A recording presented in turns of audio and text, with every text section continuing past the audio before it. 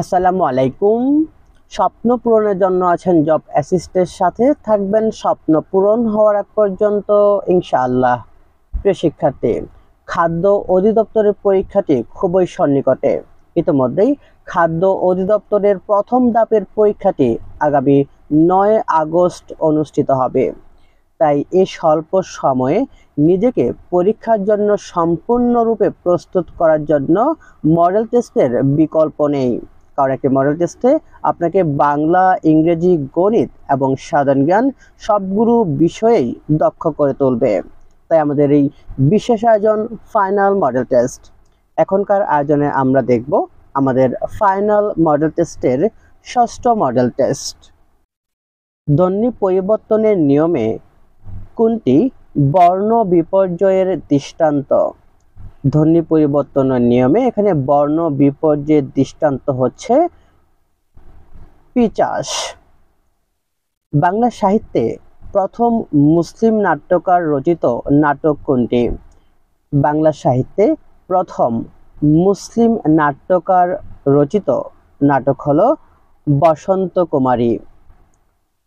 কোন খ্যাতিমান লেখক বীরবল ছদ্মনামে লিখতেন?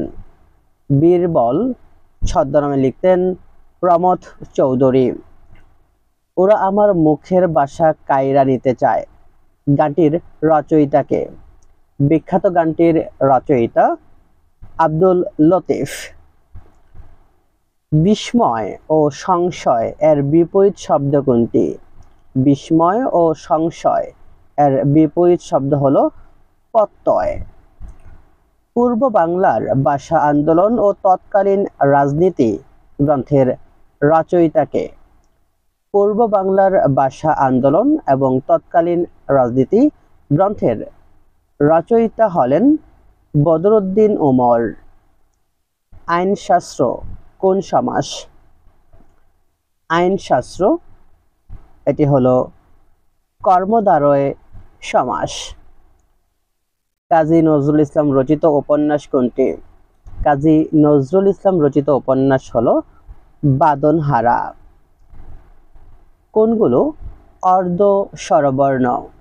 এখানে অর্ধ স্বরবর্ণ হলো রসি, রসু, উ, এ। এগুলো হলো অর্ধ স্বরবর্ণ। পায়ের আওয়াজ পাওয়া যায় কোন জাতীয় রচনা? পায়ের আওয়াজ পাওয়া যায় এটি হলো কাব্য নাটক। উষ্ণীপ এর শব্দার্থ কোনটি? উষ্ণীপ, উষ্ণিস শব্দের অর্থ হচ্ছে পাগড়ি। সৈয়দ মুজতবা আলীর ভ্রমণ বিষয়ক গ্রন্থ কোনটি? সৈয়দ মুজতবা আলীর ভ্রমণ বিষয়ক গ্রন্থ হলো দেশ বিদেশে। নিচের কোনটি যৌগিক শব্দ? এখানে যৌগিক শব্দ হলো মিতালি। রক্তে ভেজা 21 গদ্যটির লেখক কে? রক্তে ভেজা 21 গদ্যটির লেখক হলেন সেলিনা হোসেন। নিচের কোন বাক্যটি শুদ্ধ? এখানে শুদ্ধ বাক্য হলো কলেজ চলাকালীন হর্ন বাজানো নিষেধ। হিং টিং সট রবীন্দ্রনাথ ঠাকুরের কোন কাব্যগ্রন্থ থেকে নেওয়া হয়েছে?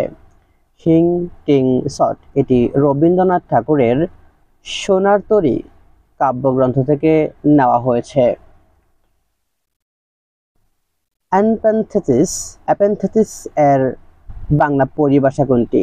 অ্যাপেনথেসিস এর বাংলা পরিভাষা হচ্ছে অপিনিহিত। কোন দুটি রচনা একই শ্রেণীর? একই শ্রেণীর রচনা হলো মানসী ও জিঞ্জির। এটি হলো একই শ্রেণীর রচনা। কোন সন্ধিটি নিপাতনে সিদ্ধ? নিপাতনে সিদ্ধ সন্ধি হলো 1+10 একাদশ। এটি হলো নিপাতনে সিদ্ধ সন্ধি।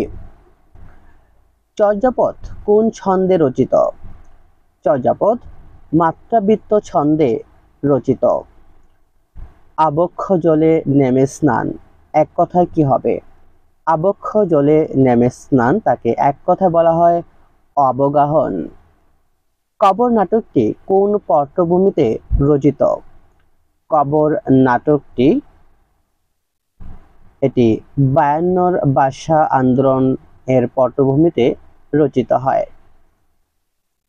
প্রথম বাংলা থিসরস বা সমার্থক শব্দের অভিধান সংকলন করেছেন কে? প্রথম বাংলা থিসরস বা সমার্থক শব্দের অভিধান সংকলন করেন মোহাম্মদ হাবিবুর রহমান। মরমী কবি কাকে বলা হয়? মরমী কবি বলা হয় হাসন রাজাকে। বাংলা ভাষায় জ্যোতি চিহ্নের প্রচলন করেন কে? বাংলা ভাষায় জ্যোতি চিহ্নের প্রবর্তন করেন ঈশ্বরচন্দ্র বিদ্যাসাগর।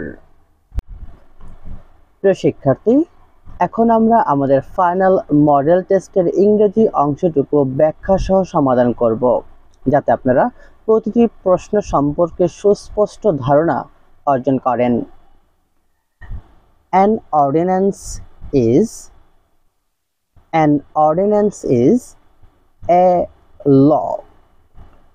সংসদ চলমান না থাকা অবস্থায় কোনো জরুরি প্রয়োজনে রাষ্ট্রপতি কর্তৃক বিশেষ ক্ষমতা বলে প্রণীত আদেশ, বিধি, নিয়ম, হুকুম প্রভৃতিকে অধ্যাদেশ বলে। পরবর্তীতে সংসদ চালু হলে অধ্যাদেশ আইনে রূপান্তরিত হয়। তাই বলা যায় an ordinance is a law.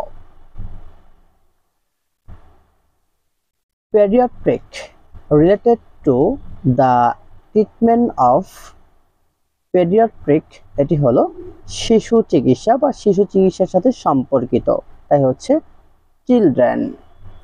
A person who writes about his own life writes an autobiography.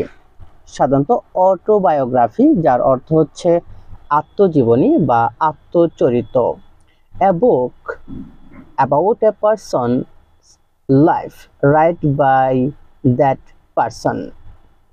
Which of the following sentence is correct? এখানে কারেক্ট সেন্টেন্স হলো Why have you done this? সাধারণত আমাদের WH কোশ্চেন যুক্ত প্রশ্নবোধক বাক্যে প্রথমে WH থাকবে, এরপর থাকবে হচ্ছে অক্সিলারি ভার্ব, এরপর থাকবে সাবজেক্ট এবং এরপর আমাদের ভার্ব এবং তারপর বাকিটুকু থাকবে। তাহলে আমাদের একমাত্র অপশন সিতে প্রথমে WH কোশ্চেন, পরে হচ্ছে আমাদের অক্সিলারি ভার্ব, দেন এরপর আমাদের সাবজেক্ট আছে, তাই এটি হবে সঠিক উত্তর। The last word of the proverb handsome is that handsome dash. এখানে শূন্যস্থানে বসবে does. Handsome is that handsome does. এটি একটি প্রভার্ব যার অর্থ হচ্ছে সুন্দর, সুন্দরেরা যা করে তাই সুন্দর। Find the odd word from each list. List থেকে আমাদের odd word গুলো খুঁজে বের করতে বলা হয়েছে। খেয়াল করুন আমাদের 31 নম্বর প্রশ্নে পেন্নি পিন্টিং, যার অর্থ হচ্ছে কৃপণ। এরপর আমাদের ট্রাইক ফিস্টেড, যার অর্থ হচ্ছে কৃপণ। মাইজারলি, যার অর্থ হচ্ছে আমাদের কৃপণ। অর্থাৎ দেখুন এ এবং বি টি, যার অর্থ হচ্ছে আমাদের কৃপণ। একমাত্র জেনারস, যার অর্থ হচ্ছে আমাদের দানশীলতা, তাই সঠিক উত্তর হচ্ছে অর্থাৎ ওড ওয়ার্ড হচ্ছে জেনারস। 32 নম্বর একমি, যার অর্থ হচ্ছে শীর্ষ বা শীর্ষবিন্দু বা চূড়া। অ্যাপেক্স, যার অর্থ হচ্ছে চূড়া বা শীর্ষবিন্দু। জানেত, যার অর্থ হচ্ছে শীর্ষবিন্দু বা চূড়া। একমাত্র নাদির, যার অর্থ হচ্ছে আমাদের পাদদেশ কিংবা নিম্নবিন্দু, তাই এখানে আমাদের ওড ওয়ার্ড হলো নাদির। ট্রান্সফারেট, যার অর্থ হচ্ছে স্পষ্ট বা স্বচ্ছ। এরপর আমাদের ক্লিয়ার, যার অর্থ হচ্ছে স্পষ্ট বা স্বচ্ছ। লিম্পিড, যার অর্থ হচ্ছে আমাদের স্পষ্ট বা স্বচ্ছ। একমাত্র আমাদের অবস্কিউর, অবস্কিউর, যার অর্থ হচ্ছে অস্বচ্ছ বা অস্পষ্ট। তো এখানে আমাদের ওড ওয়ার্ড হবে অপশন বি। এখন আমাদের 34 নাম্বার রিবিওক, রিবক, যার অর্থ হচ্ছে আমাদের তিরস্কার করা বা বকা দেওয়া। রিপ্রোচ, যার অর্থ হচ্ছে আমাদের তিরস্কার করা বা বকা দেওয়া। এক্সটল, যার অর্থ হচ্ছে প্রশংসা করা। আর আমাদের চিউড অর্থ হচ্ছে বকা দেওয়া বা তিরস্কার করা। তাহলে একমাত্র আমাদের এখানে অপশন ডি এক্সটল অর্থ হচ্ছে প্রশংসা করা, বাকি সবগুলো তিরস্কার করা বা বকা দেওয়া। অ্যানিমেটেড, অ্যানিমেটেড অর্থ হচ্ছে আমাদের উদ্দীপ্ত বা কর্মঠ। স্লুগিশ, স্লুগিশ অর্থ হচ্ছে অলস বা ক্লান্ত। স্লোথফুল, যার অর্থ হচ্ছে অলস বা ক্লান্ত। এবং আমাদের লেসাজিক, যার অর্থ হচ্ছে আমাদের অলস বা ক্লান্ত। তাহলে দেখুন একমাত্র লেসাজিক, স্লোগিশ, স্লোথফুল তিনটিরই অর্থ হচ্ছে অলস বা ক্লান্ত। একমাত্র অ্যানিমেটেড, যার অর্থ হচ্ছে উদ্দীপ্ত বা কর্মঠ। তাই সঠিক উত্তর হবে অর্থাৎ ওড ওয়ার্ড হবে animated. Select the opposite of exacerbate, exacerbate, যার অর্থ হচ্ছে বৃদ্ধি করা। এর অপোজিট ওয়ার্ড হলো আমাদের মিটিগেট, যার অর্থ হচ্ছে হ্রাস করা। চুজ দ্য সিনোনিম ফর অবফুটবেট, অবফুটকেট, অবফুসকেট, অবফুসকেট অর্থ হচ্ছে কি বলা, এটাকে বিভ্রান্ত করা বা অস্পষ্ট বলা যায়। আর এটির সিনোনিম হলো আমাদের confuse. What does the expression jump on the band wagon imply? খেয়াল করুন এখানে আমাদের jump on the band wagon, এটি একটি আমাদের হচ্ছে ইডিয়মস, যার অর্থ হচ্ছে কোনো কিছু জনপ্রিয় কর্মকাণ্ডে যোগদান করা।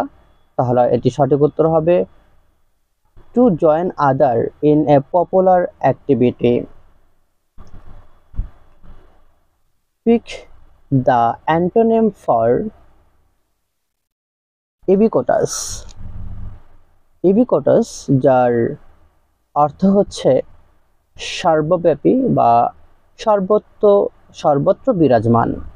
আর এটির অ্যান্টোনিম তথা বিপরীত শব্দ হবে আমাদের রেয়ার বা দুর্লভ।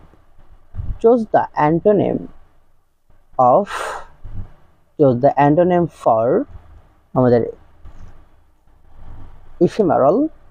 ইফিমেরাল অর্থ হচ্ছে ক্ষণস্থায়ী, এটির বিপরীত শব্দ হলো আমাদের পারপেচুয়াল, যা হচ্ছে চিরস্থায়ী। The roads of Rajshahi are wider dash, এখানে শূন্যস্থানে বসবে than those of Dhaka. Credit taka 5000 dash my account, এখানে শূন্যস্থানে বসবে টু মাই অ্যাকাউন্ট।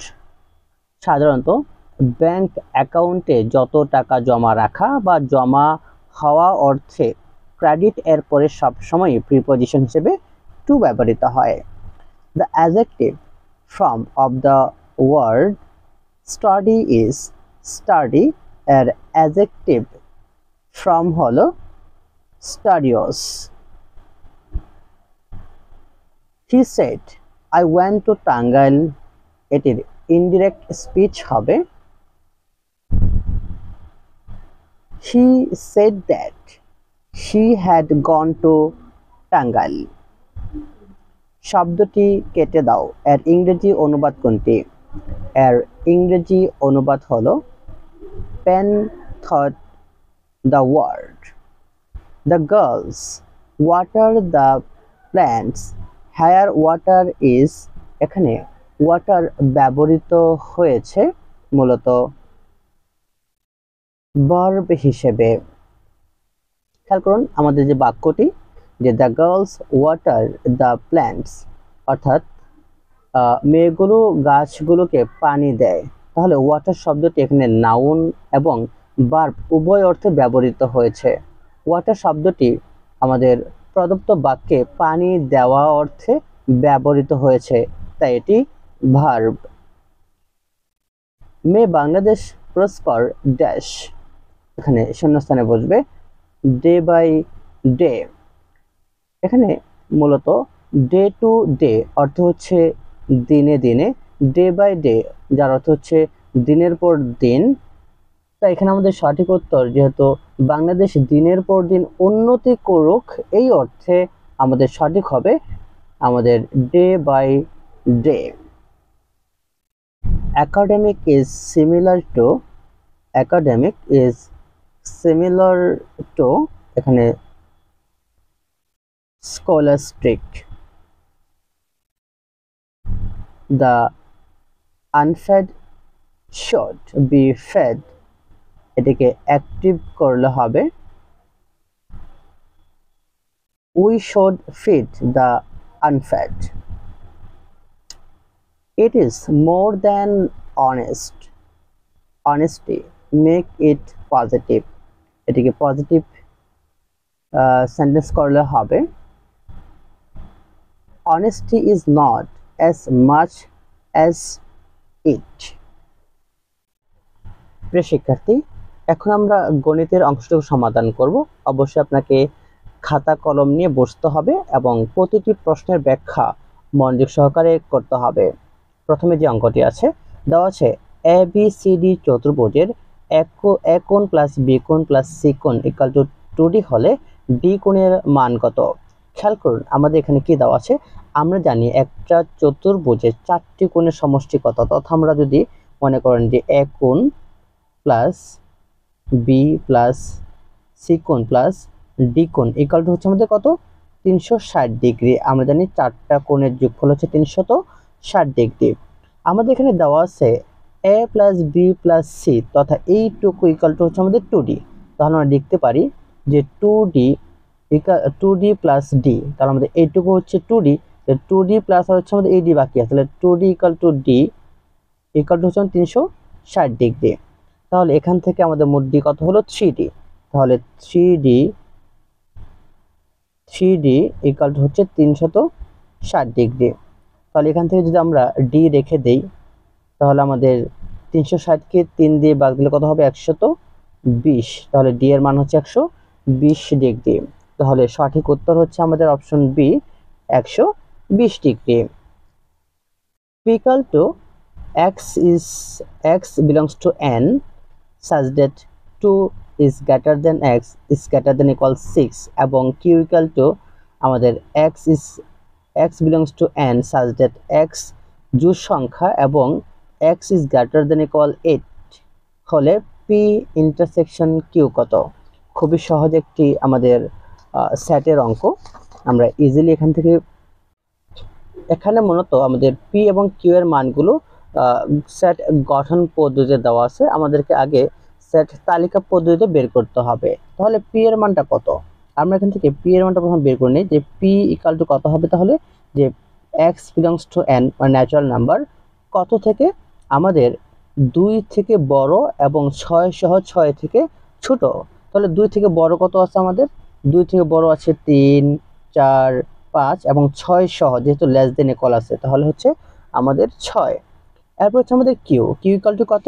আমাদের কিউ ইকুয়াল টু বলা হয়েছে যে x belongs to n, x হচ্ছে জোড় সংখ্যা, তাহলে জোড় সংখ্যা তো 8 এর সমান অথবা 8 থেকে ছোট, তাহলে কত আমাদের 2 4 6 আর হচ্ছে 8, এটা হলো আমাদের কিউ এর মান।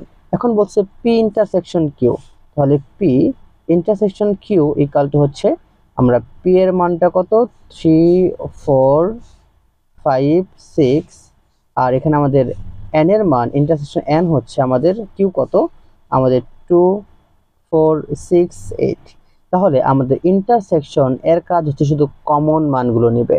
তাহলে এখানে আমাদের কমন আছে কত কত, এখানে আমাদের শুধু কমন আছে আমাদের হচ্ছে 4 আর হচ্ছে 6, তাহলে আমাদের পি ইন্টারসেকশন কিউ এর মান হচ্ছে 4 এবং 6, তাহলে সঠিক উত্তর হচ্ছে অপশন বি।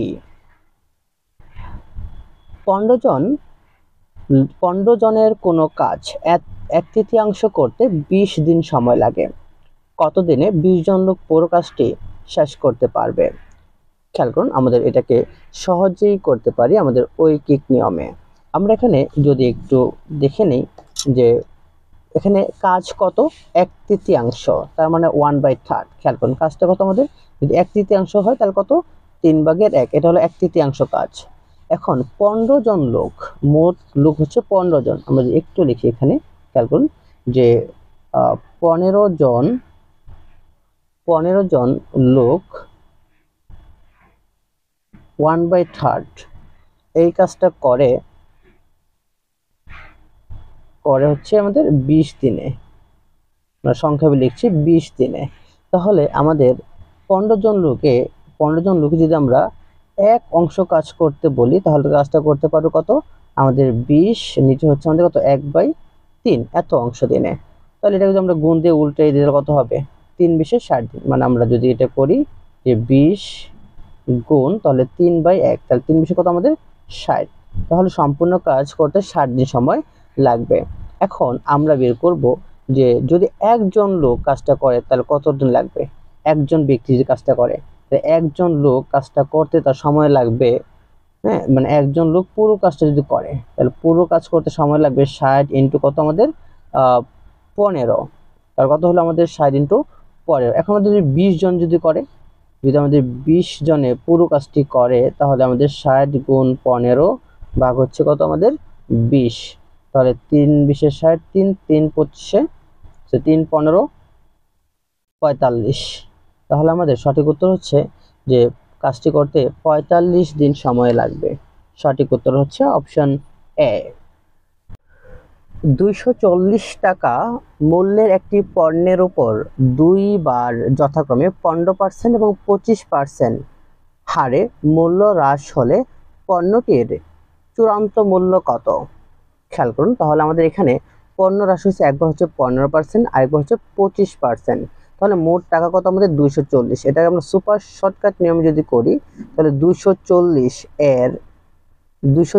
এর প্রথম যদি 15% মূল্য হ্রাস পায় তাহলে কত আমাদের 85%, তাহলে আমাদের 85%, আবার যদি সেখান থেকে কত পার্সেন্ট পায় আরো 25% লাভ পায়, মূল্য হ্রাস পায়, তাহলে হচ্ছে এর আরো হচ্ছে আমাদের 75%। বাস এটুকুই হলো আমাদের অঙ্ক মূলত। জাস্ট এখন শুধু আমরা ক্যালকুলেশন করব, তাহলে 240 এর আমাদের 85 বাই হচ্ছে 100 এর আমাদের 75 বাই হচ্ছে 100।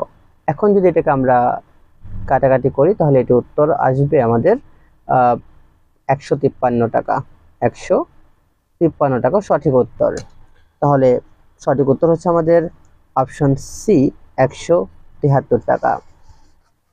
সবুজ ডালিম লিঙ্কন 3 ভাই, তাদের পিতা 6300 টাকা তাদের মধ্যে ভাগ করে দিলেন, এতে সবুজ ডালিমের এত অংশ এবং ডালিম লিঙ্কনের দ্বিগুণ টাকা পায়, তাহলে লিঙ্কনের টাকা পরিমাণ কত? একদম ক্লাস 7 এর একটা অঙ্ক, একদম বোর্ড বইয়ের অঙ্ক মনে হয় 11 নম্বর, হ্যাঁ 11 নম্বর অঙ্ক মনে হয়। খেয়াল করুন এই টাইপের অঙ্কগুলো করার জন্য আমরা প্রথমে ধরে নিলাম, আমরা যদি কারো টাকা অনুপাতটা জানি না, আমরা ধরে নিলাম যে লিঙ্কন পায় x টাকা। একটু ধরে নেই যে লিঙ্কন পায় x টাকা, আর যদি লিঙ্কন x টাকা পায় তাহলে তার দ্বিগুণ টাকা কে পাবে? ডালিম পাবে, তাহলে ডালিম পায় তার দ্বিগুণ, তার মানে কত 2x, এবং সবুজ পায় সবুজ কি পায়? সবুজ হচ্ছে ডালিমের 5/3 তাহলে ডালিম যেহেতু 2x, ডালিম এর কত আমাদের 5/3, তাহলে 3/5 অংশ পাবে হচ্ছে এটা সবুজ। তাহলে এখান থেকে যদি আমরা এটাকে গুণ করে দিই তাহলে 3 দুগুণে 6, তার মানে 6x বাই হচ্ছে 5, এটা হলো আমাদের ডালিমের টাকা। এখন মোট টাকা কত? 6300। তার আমরা 3 জনের টাকা যোগ দিয়ে দিই, তাহলে আমাদের x প্লাস আমাদের 2x plus 6x by 5 equal to 6300। বাস এখান থেকে আমরা ইজিলি x এর মানটা বের করে নিতে পারবো। আমাদের লসাগু কত? লসাগু হচ্ছে আমাদের 5, তাহলে আমাদের 5x প্লাস 5 দুগুণে 10 2x আর হচ্ছে আমাদের 6x ইকুয়াল টু 6300। এখানে মোট যোগ করলে কত হচ্ছে আমাদের 21x, তাহলে মানে 21x ইকুয়াল টু 5 গুণ, এটা আমরা গুণ আকারে রেখে দিই যে 6300 গুণ হচ্ছে 5। আমরা এখান থেকে এখন এক্সট্রা রেখে দেব, তাহলে আমাদের 6300 গুণ 5, আর আমাদের এখান থেকে 21 গিয়ে ভাগ হয়ে যাবে, 3 দিয়ে কাটতে পারি, তাহলে এখানে আমাদের 300, তার মানে হচ্ছে 1500 টাকা। এই 1500 টাকা হচ্ছে কার টাকা? আমাদের লিঙ্কনের টাকা। তাহলে সঠিক উত্তর হচ্ছে অপশন সি হলো সঠিক উত্তর। 5% হারে মুনাফায় 8000 টাকার 3 বছরের সরল মুনাফা ও চক্রবৃদ্ধি মুনাফার পার্থক্য কত? খেয়াল করুন, চক্রবৃদ্ধি মুনাফা এবং সরল মুনাফা পার্থক্য, এটাকে আমরা প্রথমে সরল মুনাফা বের করে নিতে পারি, যেহেতু আমাদের যা যা দেওয়া আছে এখানে। তো চক্রবৃদ্ধি মুনাফার যে সূত্রটা আছে আমাদের, খেয়াল করুন, চক্রবৃদ্ধি মুনাফাটা আপনারা এখানে মনে রাখতে পারেন, সূত্র যে আমরা বলে দিই। এটার চক্রবৃদ্ধি মুনাফার সূত্রটি হলো যে সি ইকাল টু চক্রবৃদ্ধি মুনাফা মানে আমাদের সুদে মূলে যে বৃদ্ধিটা হয়, সি ইকাল টু পি আমাদের 1 plus R to the power N, এটা হলো আমাদের চক্রবৃদ্ধি সুদে বা স্ববৃদ্ধি মূল যেটাকে আপনি বলতে পারেন। তাহলে এখান থেকে যদি আমরা মানগুলো বসাই তাহলে কত হবে? আমরা খেয়াল করুন, আমাদের প্রিন্সিপাল দেওয়া আছে কত টাকা? 8000 টাকা। তাহলে প্রিন্সিপাল হলো আমাদের 8000 টাকা, 8000 প্লাস 1 প্লাস আর কত বছর? আর হচ্ছে আমাদের এখানে দেখুন কত বলছে যে 3 বছরে 5% হারে 3 বছরে, তাহলে আমাদের যে আরটা সুদের হারটা হচ্ছে 5%, এন হচ্ছে 3 বছর। তাহলে সুদের হারটাকে যদি আমরা মূল কনভার্ট করে নিই, তার মানে 100-র সাথে যদি আমরা যোগ করে দিই তাহলে কত হবে?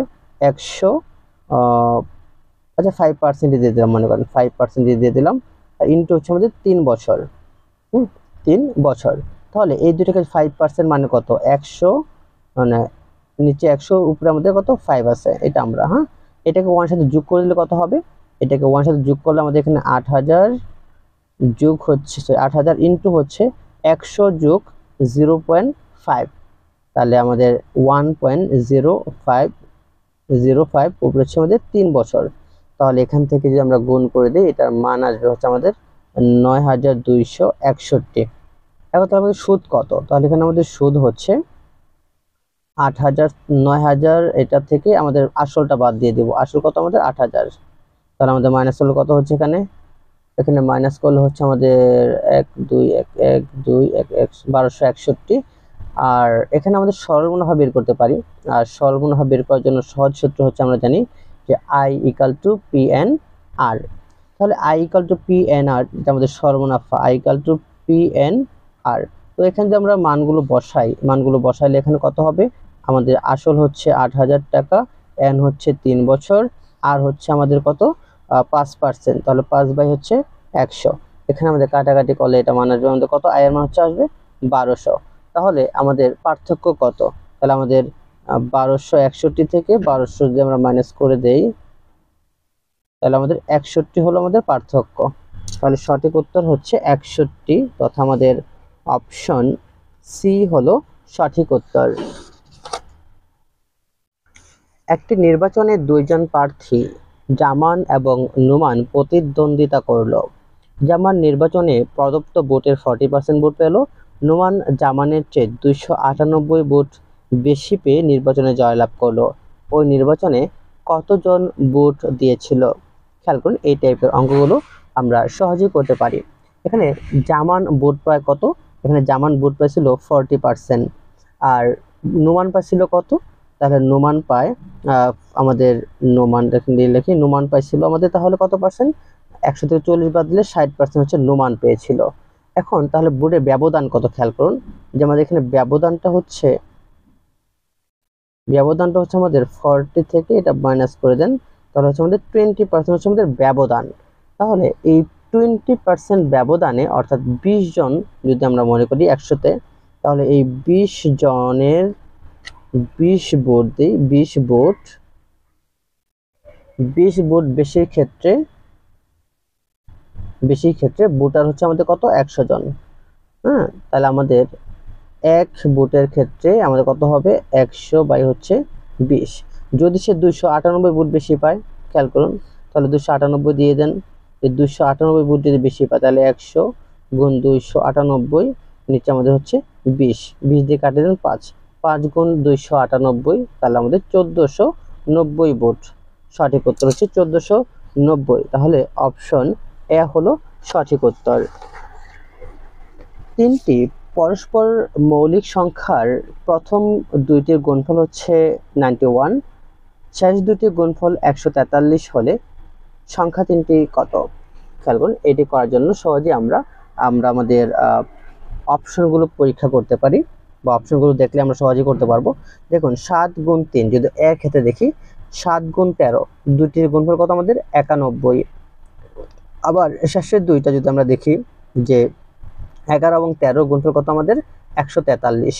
তারা প্রশ্নে বলছিল যে দুইটির গুণফল কত হবে 91। তাহলে খেয়াল করুন আমাদের এই দুইটির গুণফল কত আমাদের 91, আবার এই দুইটির গুণফল কত, প্রথম দুইটির গুণফল 91, দ্বিতীয় দুইটি শেষের দুইটির গুণফল হচ্ছে আমাদের 143।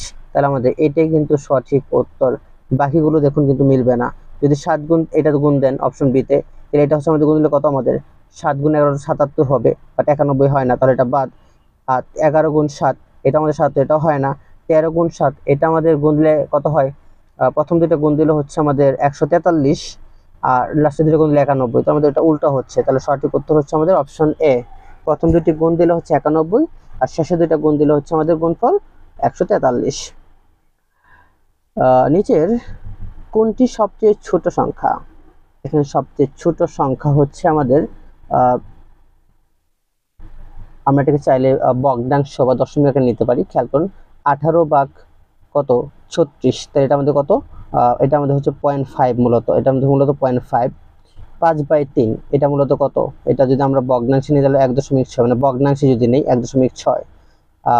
16 31/16 মূলত হচ্ছে আমাদের 0.51 হবে, আর 12/4 যদি আমরা কাটি তাহলে কত হবে 0.33 হবে। খেয়াল করুন তাহলে এখানে সবচেয়ে ছোট কোনটা, সবচেয়ে ছোট হচ্ছে আমাদের কত, যে 0.33, এটি হচ্ছে সবচেয়ে ছোট, তথা অপশন ডি হলো সঠিক উত্তর।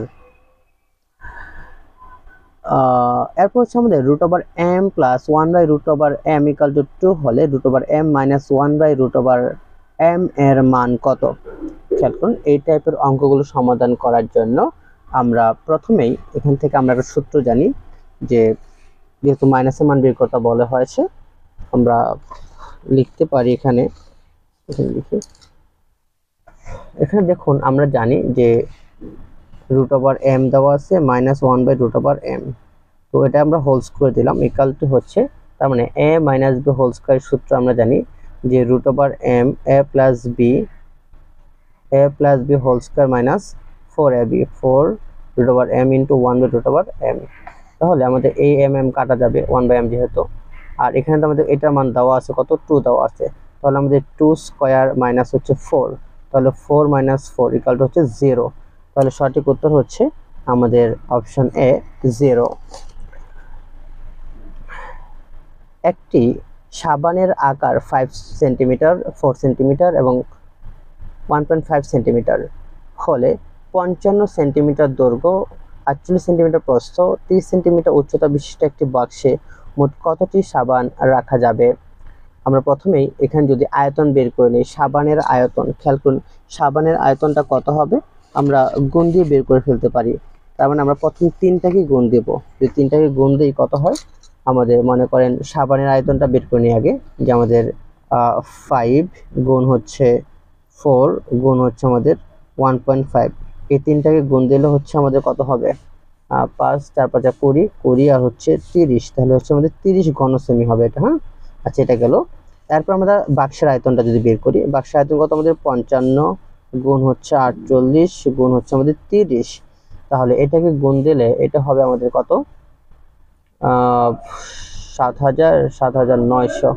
এটাকে গুণ দিলে হবে আমাদের 7000, 79200। হ্যাঁ এটাই হবে ক্যালকুলেটর। ওকে, এখন এইটা যেটাকে আমরা ভাগ দিলেই আমরা বাক্সের সংখ্যা পেয়ে যাব। তার মানে এটাকে যদি আমরা 30 দিয়ে ভাগ দিয়ে দিই তাহলে মূলত আমরা মোট 263400, এটা হলো আমাদের সঠিক উত্তর। তাহলে অপশন হচ্ছে ক সঠিক উত্তর। একটি মাঝি স্রোতের অনুকূলে 2 ঘন্টায় এবং 5 ঘন্টায় 2 ঘন্টা 5 কিলোমিটার যায়, 5 মাইল যায় এবং 4 ঘন্টায় যাত্রাস্থানে ফিরে আসে। তার মোট ভ্রমণে প্রতি ঘন্টায় গড় বেগ কত?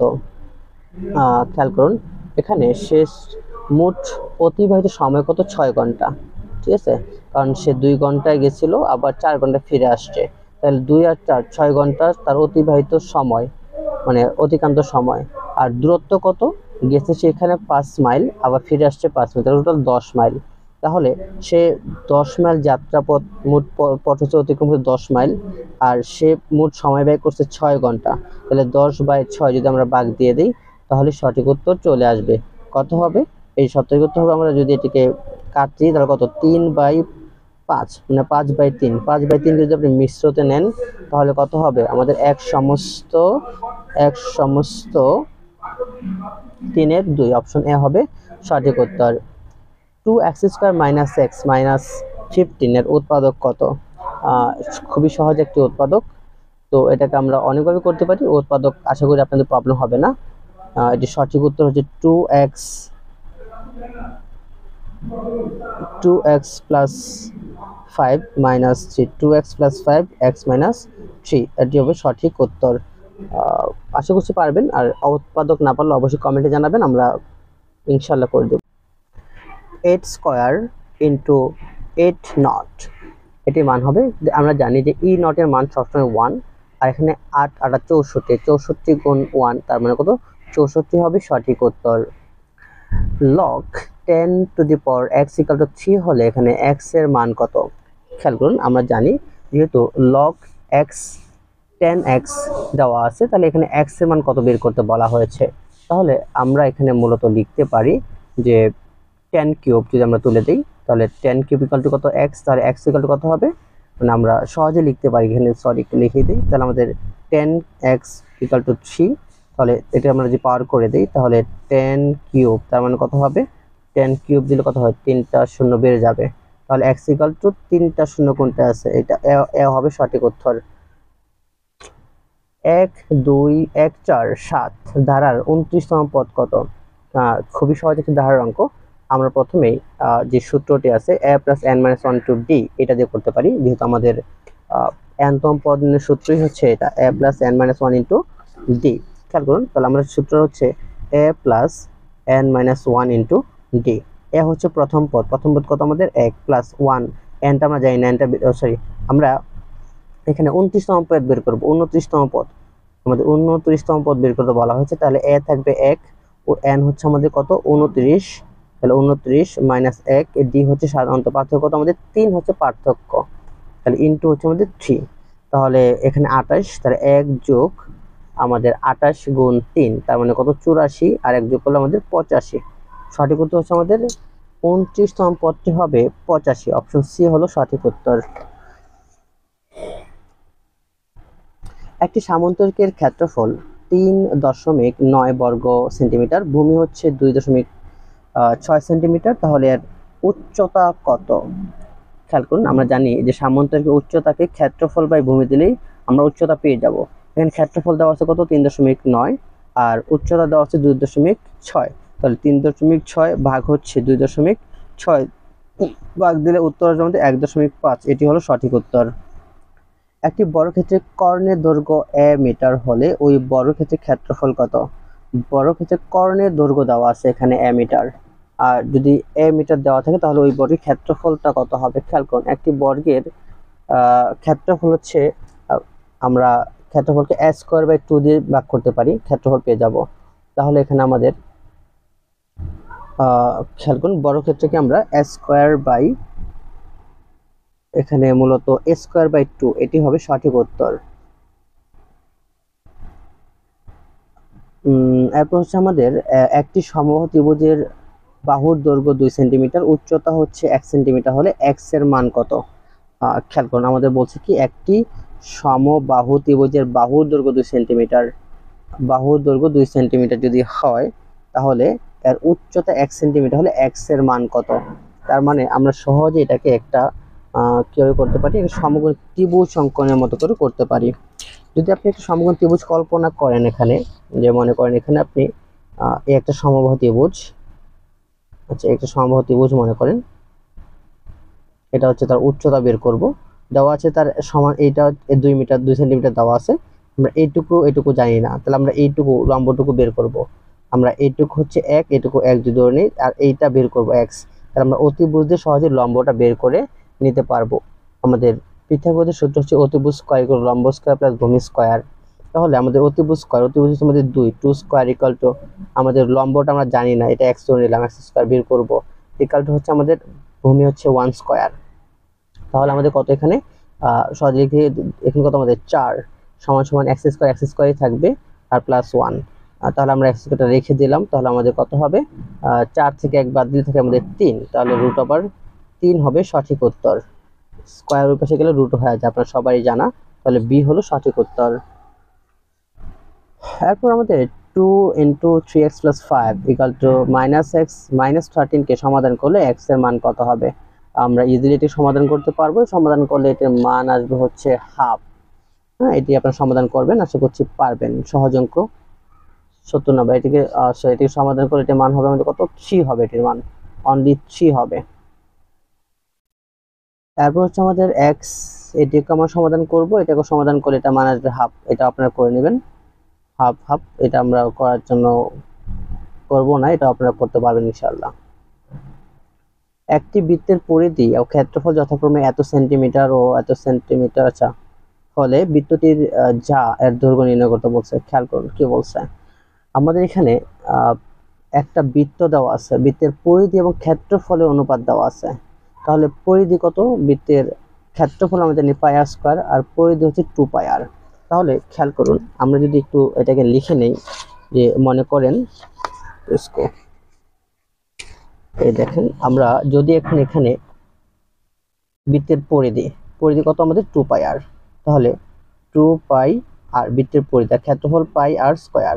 তাহলে এইটা সমান সমান কত আমাদের দেওয়া আছে, যে আমাদের সমান সমান দেওয়া আছে কত এখানে আমাদের বৃত্তের পরিধি হচ্ছে কত? 132, এই 132 হলো বৃত্তের পরিধি, আর 1386 এটা হলো বৃত্তের ক্ষেত্রফল। তাহলে এখানে অনুপাত কত? আমরা এখানে কাটতে পারি, দেখেন যে আমরা যদি পাই আর কেটে দিই তাহলে কত থাকে? r/2 থাকে, r/2 এখানে কাটলে আমাদের কত হবে? এখানে জাস্ট তাই রাখেন, 132 বাই হচ্ছে 1386। তাহলে এখন এখান থেকে যদি আমরা rটাকে রেখে দেই, rটাকে রেখে দিলে এখানে আমাদের এটার সাথে 2 গুণ হয়ে যাবে, তাহলে আমাদের 1386 গুণ 2 বাই হচ্ছে 132, কাটাকাটি করলে উত্তর আসবে আমাদের 21। সঠিক উত্তর হচ্ছে আমাদের 21, অপশন সি হলো সঠিক উত্তর। উপাত্ত সমূহের সর্বোচ্চ মান ও সর্বনিম্ন পার্থক্য কোনটি? উপাত্ত মানের বা উপাত্ত সমূহের সর্বোচ্চ মান এবং সর্বনিম্নের পার্থক্য বলা হয় পরিসর। মাতার বর্তমান বয়স 2 কন্যার বয়সের সমষ্টি 4 গুণ। 5 বছর পর মাতার বয়স ওই 2 কন্যার বয়সের সমষ্টির দ্বিগুণ হবে। মাতার বর্তমান বয়স কত? মাতার বর্তমান বয়স আমরা ঐকিক নিয়মে ভোগ করতে পারি, এটা আমরা ব্যাখ্যায় যাচ্ছি না। এটি সঠিক উত্তর হবে 30 বছর। অবশ্যই না পারলে কমেন্টে জানাবেন। এই টাইপ অঙ্কগুলো আমরা আগে মডেল টেস্টগুলো তো করেছি, যেহেতু সময় কম তাই আমরা সম্পূর্ণগুলোকে করছি না। 7 সেন্টিমিটার ব্যাসার্ধ বিশিষ্ট একটি বৃত্তের অন্তর্লিখিত বর্গক্ষেত্রের ক্ষেত্রফল কত? খেয়াল করুন, আমাদের একটি বর্গক্ষেত্র ধরে নিলাম, বর্গক্ষেত্রটির আমাদের দৈর্ঘ্য, এক বাহু দৈর্ঘ্য ধরে নিলাম এক্স।